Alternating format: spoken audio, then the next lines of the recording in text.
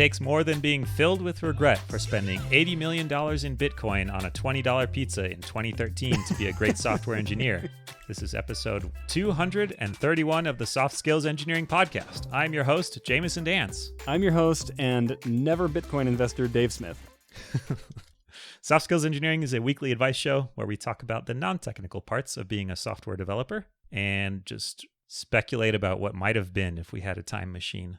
We often give time machine-related investing advice. Yeah, that's true. There's probably some simulation someone has done to think, okay, say time travel exists, but everyone has it. How would you build a high-frequency trading platform then? Getting your fiber closer to the exchange is no longer good enough. Yeah, Goldman Sachs has that time machine too. They already bought up Apple in 1980. Yeah.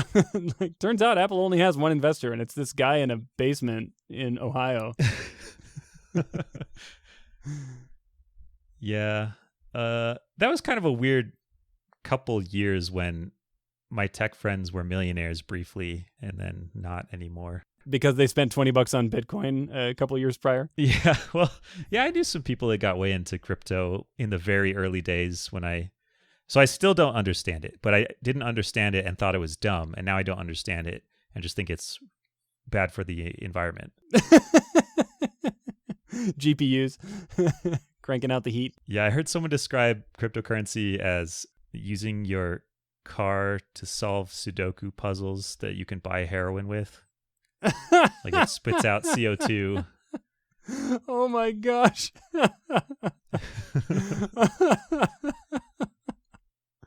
That is accurate. That's like it's like an accurate answer, like an accurate analogy that tells you nothing about what it actually is. Yeah. I love that. Well, I know the same about it as I did before I learned that analogy. I think this is my old man yells at a cloud moment, is me just shaking my fist at Bitcoin and saying, harumph. Saying, I wish I would have bought. Yeah, or mined. I mean, I had some friends who got pretty into mining when it was fun and interesting and possible as a non-super megacorp with your own highly optimized data center. Anyways, that's not what this show is about. No. But boy, do I wish it was in about 2014. Do you want to talk about our exciting news, Dave?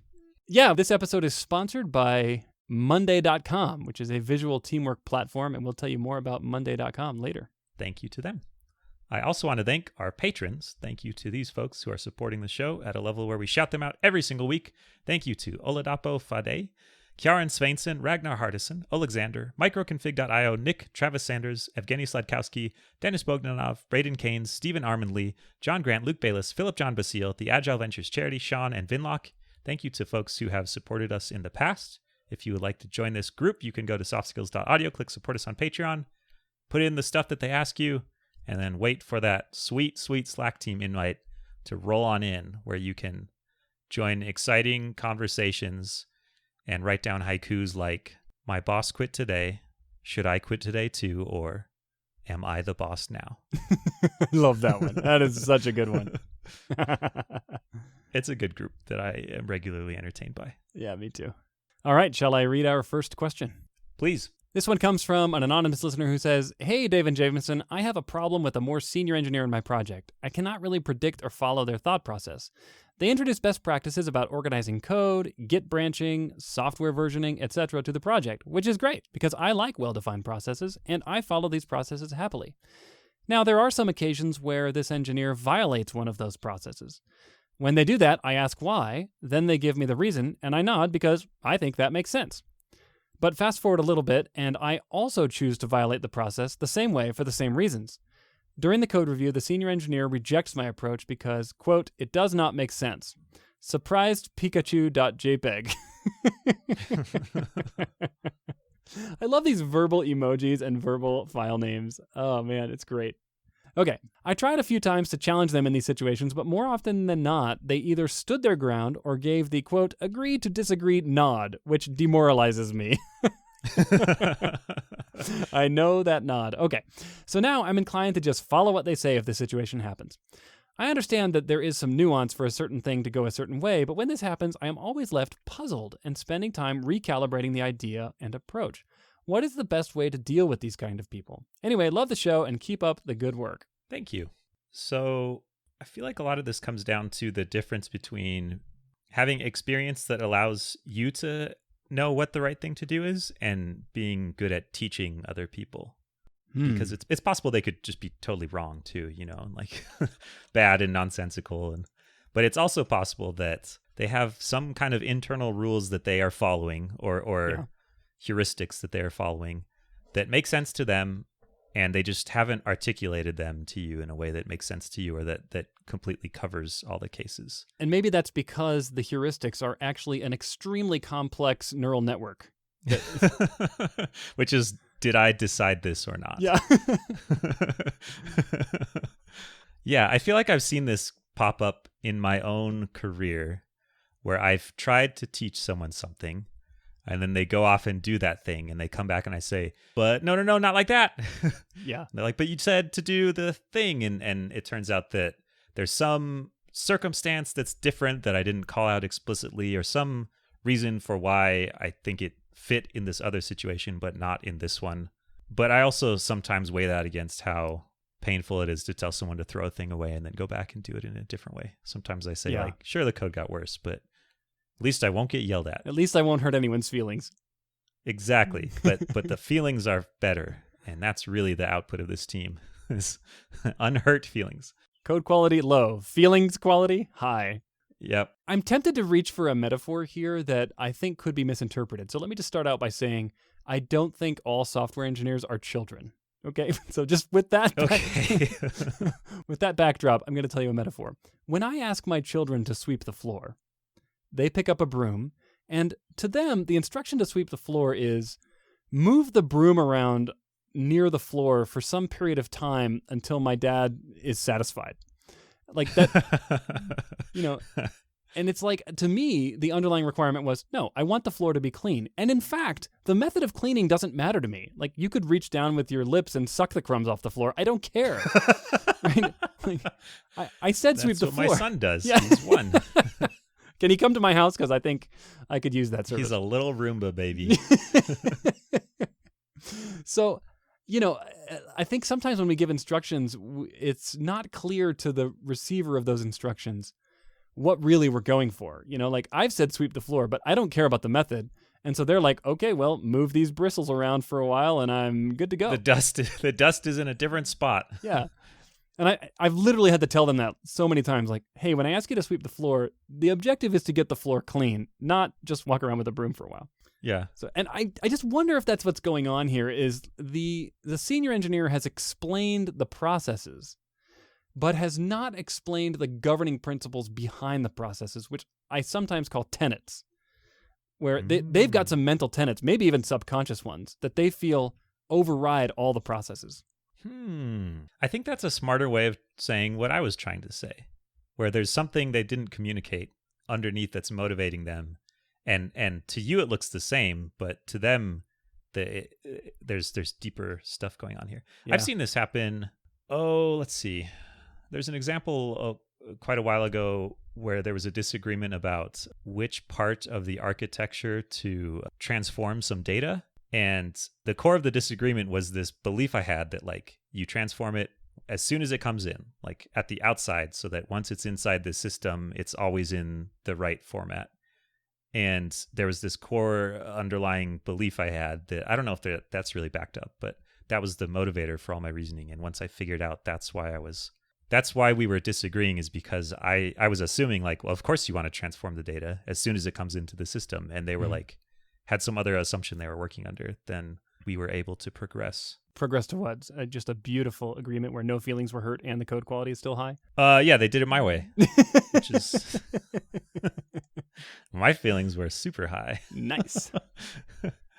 But to them, they felt like they had been trying to do a thing that made sense in their engineering experience, I guess. So I agree with you. That's what I'm saying. Well, that's interesting. Sorry, I actually stopped listening when you said, it sounds like you said something but smarter than me. And I just have been sitting back relishing that. for the last few minutes. Just basking in it. Well, that was the good part of it anyways. I guess what I'm seeing here, and maybe it's just not in the question, is I don't see an explanation of what the senior engineer's reasoning was for disagreeing. Mm-hmm. I see the question asker saying, I thought I was in the similar situation, so I tried to do the same thing. And it seems like the senior engineer just said, I'm sure there was more to it than that, though. And if I were the question asker, I would dig into it and say, okay, I think I'm in the same situation for these reasons. And this is what you did last time. Why do you feel like that is not appropriate here? But how do you say that without coming across as super like confrontational? I don't know. I mean, I don't know that it has to be confrontational. I don't know that you have to disguise it. I mean, if that's really what you're doing, you're trying to learn from their experience, and that seems flattering, right? Like, yeah, you are the senior wise engineer and taught me this thing that I thought was appropriate here. And can you help me understand why that is incorrect or what's going on here that makes it different? That feels flattering. So you're saying grovel a little? If you just call them a hypocrite and say, listen, idiot, like, caught you because last time you did this thing and now you're saying do this thing and I knew you were a fraud, then yes, that won't work. That won't work. But if you grovel a little, oh, wise senior engineer, you're clearly operating on a higher plane where the rules are more clear to you, but they are not clear to us underlings. Please enlighten us. Shower down your wisdom. Descend from your throne. Yes. I know that it hurts you to walk on the dirt that we live in, but please come down. We will avert our eyes yes. to not sully your hoodie with our foul, unsenior gaze. Unsenior. We've made offerings of La Croix and Costco snacks.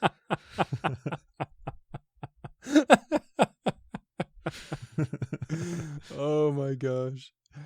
So, all right. So far we've been operating under the assumption that the senior engineer is acting in good faith and not just being lazy and a bad explainer, and that there is more to this situation potentially than what the less senior engineer is able to comprehend. But I would say let's just assume for the moment that the senior engineer really is just being lazy and is saying, I don't like this process because it takes extra keystrokes and I don't want to do it.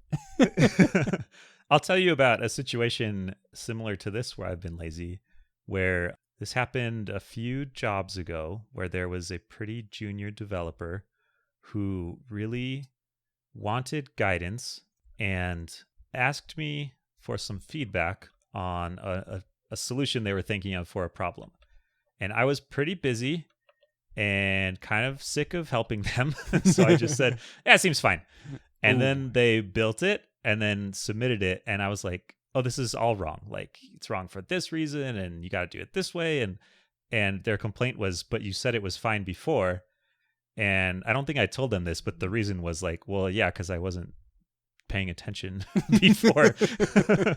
I just wanted you to go away so I could do my work. But now I'm actually paying attention. Okay, hold on. So this is like the social equivalent of technical debt. You took on some debt, right? You just kicked it. Did. You kicked it down the road a little, and now I did. Yeah, I was like, future Jamison will clean this up. Yeah. Don't worry. I love that guy. He cleans up all my messes. Yeah. Perfect. Yeah. So it could be like, I mean, maybe they were just cutting corners last time because they were lazy. Maybe. And it's easier to cut corners. In a way, it's easier to hold other people accountable sometimes than yourself. Interesting.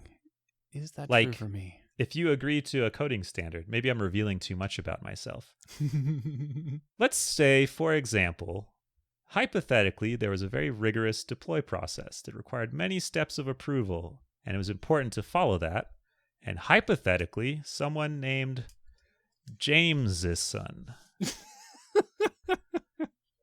really wanted to deploy without following that process, even though Jamison really wanted the team to follow that process and just and defined that process, perhaps. Hypothetically. Well, don't blame Jamison too much for the process. Jamison is trying their best to improve the process, but some of the process has been foisted upon Jamison.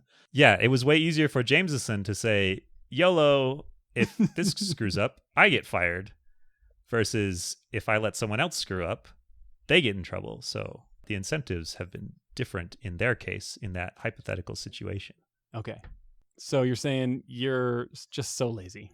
Yeah, I guess what I'm saying is sometimes it's easier to justify to yourself why you don't have to follow all these extra rules that you've agreed to are important or valuable for some reason, because you know all the secret context of like, yeah, but there's this tight deadline, or this will be the consequence if it has to go through this thing. Or, but if you see someone else do a thing, it's easier to say, oh, we agreed to this standard. And like, you don't feel the pain of the potential consequences as much potentially. Interesting. So you're completely devoid of empathy is what you're saying. Sorry, I don't know why I keep saying usually these terrible things about you. I am. Well, hey, it's not me. It's Jamison. Oh, of course. Right. Everybody hates that guy. All right. So there's a chance that this senior engineer is lazy. There's a chance that you're missing some nuance, and it's your job to figure it out through crucial question asking that may involve a light degree of groveling. Have I summarized correctly? I think so. Yeah, if you feel like they're being lazy earlier and just kind of rubber stamping your stuff, then it's sort of on you to make it important enough to get it on their roadmap. Okay. Like you can pull feedback earlier into the process. Yeah, because they say during code review, the senior engineer rejects my approach. Like you could get feedback on that approach earlier before code review, which is a fairly expensive time to get feedback that is, don't do it this way. Right. Know? The way that you spent 2 weeks doing. Exactly. Yeah. Yeah. It's easier to say, I would like to do it this way and draw a little diagram for half an hour. And then here, it does not make sense. Yep. Have we answered the question? I think so. Good luck. Good luck. Now, I'm not going to name any names, but we have a time-honored tradition on this show of complaining about hard-to-use task trackers. However, things are changing in this world. Have you heard about Monday.com? Yeah, I've used Monday.com. It's a work OS that powers teams to run processes, projects, and build custom workflows in one digital workspace. It's pretty cool. It's very modern. I heard you can actually develop apps that run on Monday.com now. It's super customizable. That's right. And Monday.com is hosting an app competition for developers. They're giving away 3 Teslas and a bunch of other prizes to the winners. I'm recruiting a team to implement Doom in Monday.com, and you can ride in my Tesla if we win. This sounds like a good chance to get in early on a growing platform. Currently, there are over 100,000 teams that use Monday.com for their daily work, and your app could be in front of them. To sign up, go to monday.com/softskills. You can find the dates and the rules of the competition there. I suggest you check it out today so you don't miss out. Go to monday.com/softskills. I will read the next question. This is a short one. Do you think that a job that helps you constantly grow is more important than a job that promises titles? Titles. I assume promises titles means that maybe you get hired somewhere that gives you a fancy title, super mega staff Charizard or whatever. I don't know. Is Charmeleon? Is that the final one? Which one is the last one of the Pokemon? Oh, you just said Pokemon. I was like, I have no idea what you're talking about. I think Charizard is the last one. I don't know. Anyways, very relevant to the podcast. Yeah, so say you get a fancy title, but the work is not really pushing you in a new direction. Or the classic trade-off is like go work at a startup where the title is person who works at a startup. Right. But you kind of just do everything and get all these challenges thrown at you. And growth. Work really hard and learn a bunch and grow. And then you leave as person who worked at a startup. Right. Junior software associate. Yeah. What do you think? Oh, boy. My perspective on this has changed so much in the last 4 or 5 years.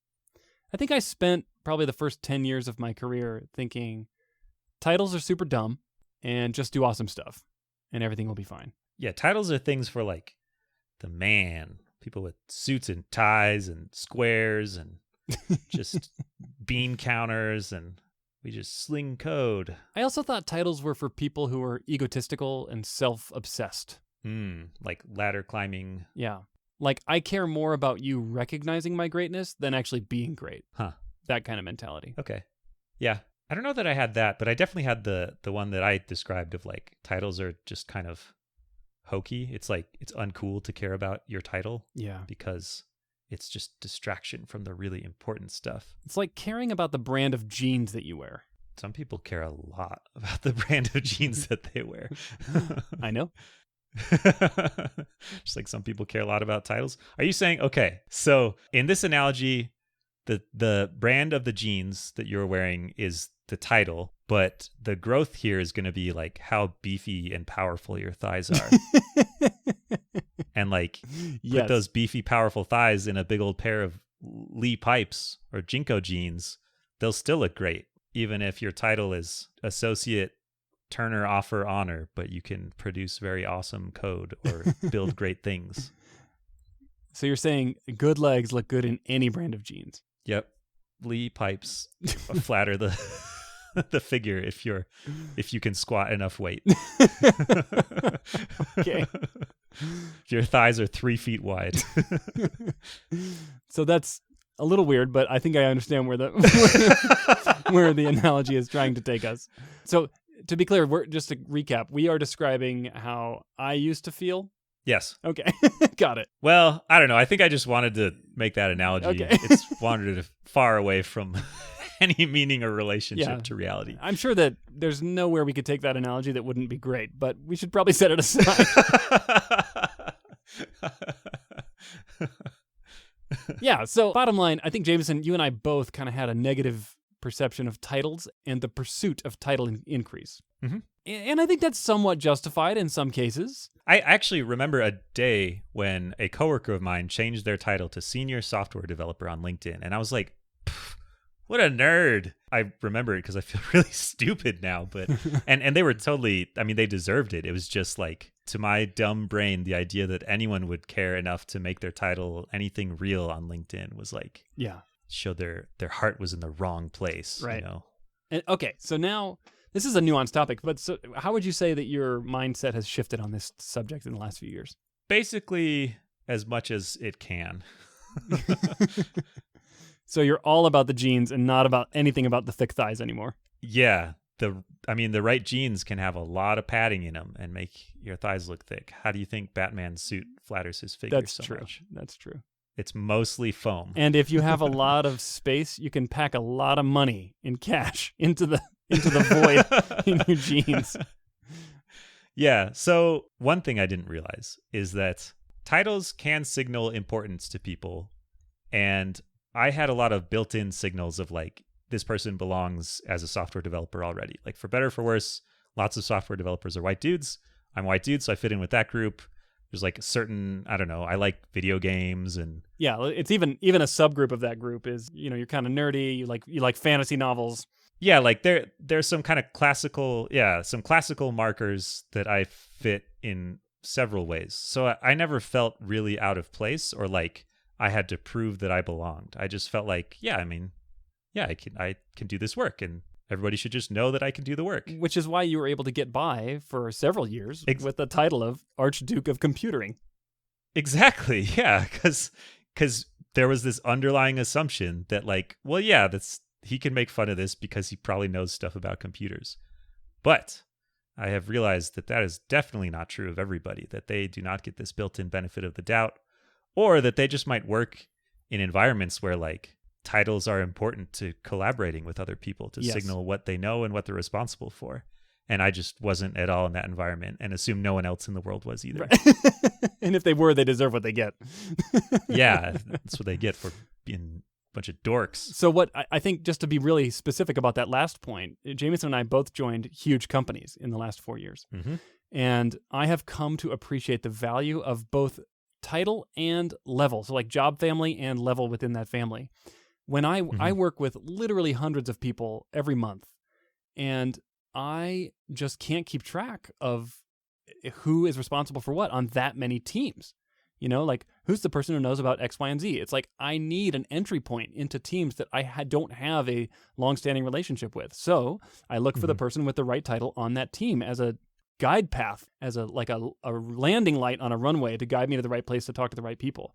If I had to like spend 6 months building a relationship with every member of every team I interface with, I would never be able to build anything because I work in such a complex, large environment. Yeah, I don't think it's a coincidence that when we both joined large megacorps, our ideas about titles changed. And I think some of that is dependent on the situation, but I think I just have more understanding of I mean, especially if you're from a marginalized group, like you might be discounted just because of who you are. And a title can help counteract that, where if you're, I don't know, a senior engineer already, then that might kind of break up someone's implicit bias from triggering, or help you get a little bit more respect or a little bit more support in some ways. While I agree with everything you've said so far, I do want to point out, though, that there is also this other problem because people have chased titles so much in our industry that, and we've mentioned this a lot on the show, but the same title at two different companies can mean vastly different things. And like, I'll just give an example. I was browsing a candidate's LinkedIn profile the other day who's been in the software industry for a good number of years, but they literally had senior software engineer listed as their title at a job that they were working at while attending university, and they had no prior experience. It was like their first job, not even out of college, and they already are calling themselves senior software engineer. So it's kind of the devil's advocate side of what we've said so far, is that there has been so much title inflation and just random title assignment and non-agreement on what titles mean that it almost doesn't matter anymore in many cases. That's the opposite of what you just said. It is. In my experience, it matters at my large company. Exactly. And there is agreement. Yeah, there's agreement broadly, and there is some amount of vetting where like someone would have to be pretty exceptional to get the title of senior software engineer for their first software job. Like they would have to meet a certain standard that I would kind of trust that fit. Yeah, see, and at my company, that's just not possible, because there's no way that you have had the experience to meet the requirements to have that title at my company right out of college or for your first job. Even if you were brilliant, you just couldn't get it because you would not have had the opportunity. So I guess it's worth pointing out that titles are extremely important in large organizations where there's broad agreement. And then the value of a title, I think, decreases once you start crossing into other domains like other companies. So we've sort of wandered far afield from the original question, which is it more important to try to grow or to optimize for a title? And that could be either within your same job, like do you try to get better at your job? Do you try and get a promotion? Or while you're doing a job search, do you pick a job that gives you the fancier title? Right. I would say that in a good, healthy environment, let's say you're in a company and you want to decide whether to go after the title or go after growth. I think that, like I said, good, healthy company, you should go after the growth and the title will follow anyway.